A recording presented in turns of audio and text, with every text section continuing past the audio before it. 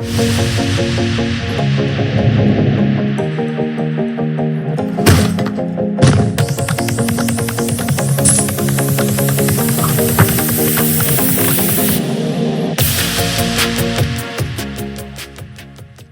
happening, Tilray traders and investors? It's Rod with Pow Group. Welcome back on the Pursuit of Wealth, your home for MJ stocks, crypto assets, news, and interviews. Today is Tuesday, January 7th. Hope you're doing well. And in this video, by popular request, getting a ton of people asking when I was going to do a Tilray earnings prep video. So without further ado, we'll jump into that here today in this video. We'll go over Q2 2025, the analyst estimates, what to expect in terms of revenue and earnings per share, or EPS, and I'll give my thoughts and opinions as well. Before we get to it, make sure to smash the like. It helps support me in the channel. If you're new, you can subscribe, tick the bell, you'll be notified on any future content.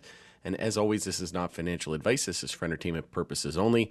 And full disclosure, I do own Tilray in my portfolio. It's my largest MJ holding. You can also follow us over on Elon's platform. Shout out to Elon. Handle for that is @GroupPow. And this is none other than the X platform, formerly Twitter. So I'm going to be using that as my platform of choice going forward. Jumping right into it. So Tilray Brands, they moved their earnings date to January 10th. Originally, it was January 9th. There was a lot of speculation that it had something to do with the Roaring Kitty tweet. If you remember, it said 0109 and then 420. And a lot of people were speculating that could be something to do with Tilray because that was the exact date of their earnings. We'll have to see what happens. I speculated, I made a video on that. I didn't think that it was anything, specific to Tilray, but more so potentially to meme stocks. I think we're going to be approaching that part of the phase in the market where we see the final blow off top mania and euphoria in the market. Raging bull essentially in market expansion and breadth opening up. And I think that's going to be a great time for small cap stock season where we're going to see a lot of these micro caps, small caps, medium cap names really start to gain some momentum. And I think meme stocks could be a big part of that. So originally it was on January 9th, but in observance of the National Day of Mourning, they moved it to January 10th. So this was in honor of the late former President Jimmy Carter. And they moved it to the morning before financial markets open on January 10th. And that'll be for their second quarter 2025 results. And that was for the quarter ended November 30th, 2024. There'll also be the live conference call and audio webcast. So that'll be at 8:30 Eastern time. I'll do my best to stream that live. I've been doing that. Let me know in the comment section below if you'd like to see that again.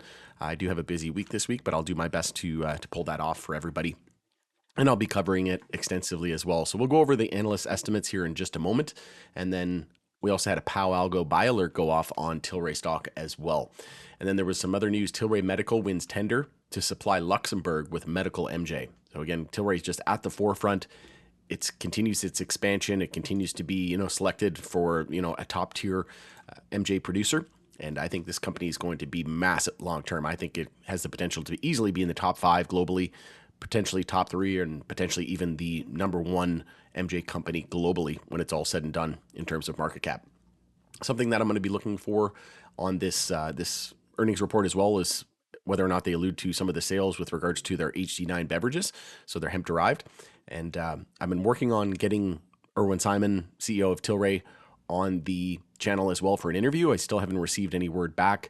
It seems like he only responds to CNBC and Fox. So, maybe I need to get at least like 1 million viewers, 1 million subscribers or something like that, but we'll get there one day. So I'm looking to pull some strings. I know some people that are in contact with him. I've also been working on reaching Raj at High Tide. Raj Grover, the CEO of High Tide, and I did speak to him. He's traveling on business, so hopefully I can get him on at some point soon. But High Tide and Tilray are my biggest next on the list and biggest interviews that I'm trying to line up for 2025. So we'll jump into the numbers here. If we take a look at the analyst estimates, this is on investing.com. So 218.17 million forecasted. This is in USD as well. And then negative 0.036 for EPS or earnings per share.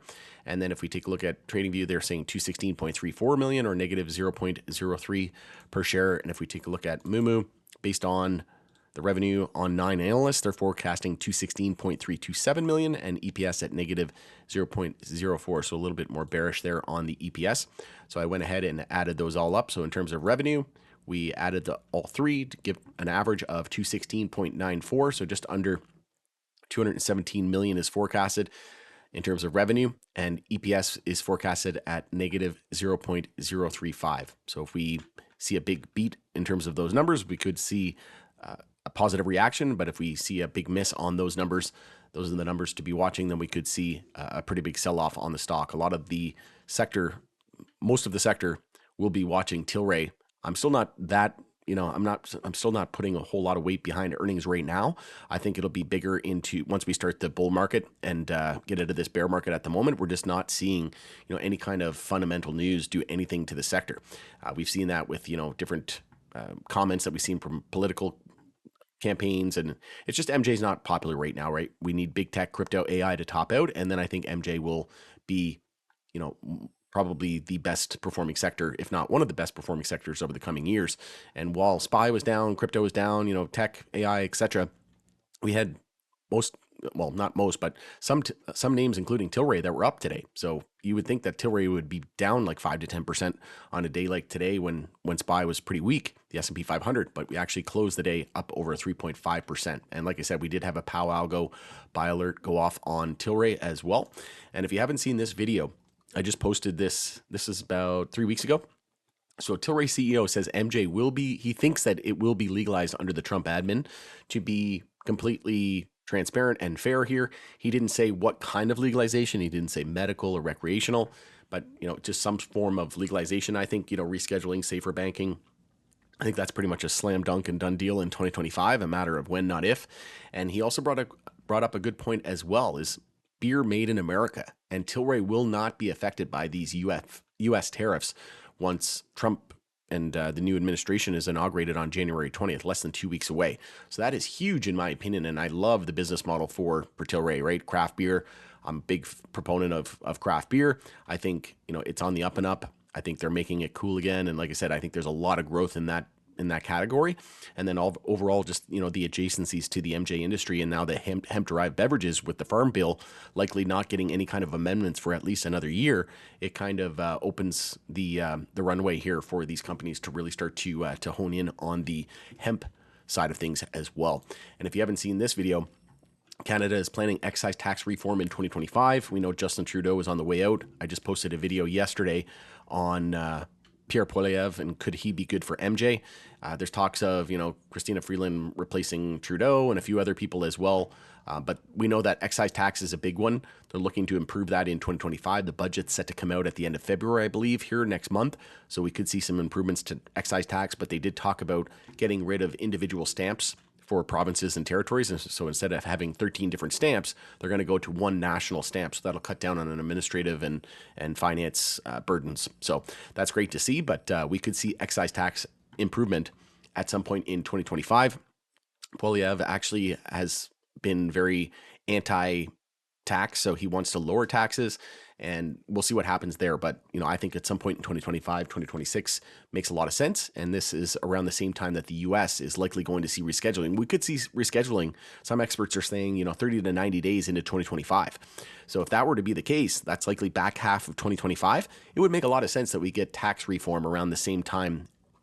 At the same time rescheduling and 280E goes away in the US, would make sense that we get excise tax improvement here in Canada and compete with the US as well, right? And pro common sense, pro business, and pro the people seems to be the new globalist agenda, right? In every in most countries around the world and governments around the world at the moment. There was also a video that I posted here. This was 4 days ago. Erwin Simon on CNBC, and he said that $50 billion in taxes could come from legalizing MJ. Right. So this is huge, right? We know it's not a tier 1 issue. We know it's not going to be the end all be all, but it is going to create a ton of jobs and tax revenue. And I think that like I said, these new administrations are going to want to be to add as many jobs and tax revenue as much as possible to cut down on a lot of these deficits. As we know, a lot of countries around the world and governments are struggling with deficits because of the fact that just runaway rampant inflation and very, very tough times, and like exuberant spending as well, government spending. So cutting back on that. And sorry for the if my phone's making some noise in the background, I'm waiting on my Tangem wallet. I bought the Tangem ring, so it should be here anytime. So I'm looking forward to that. But jumping right into the chart here. So like I said, we were up on a day today where you would think we would be down at least 5 to 10%. So we're seeing that inverse correlation strong and alive, that, once we see big tech, crypto, AI, I think we're going to see MJ go on its bull market, potentially a multi-year bull market, similar to what happened when Canada legalized in 2018 when we had major Canadian reform. Well, on deck, we have major US reform, the most important and biggest economy in the world.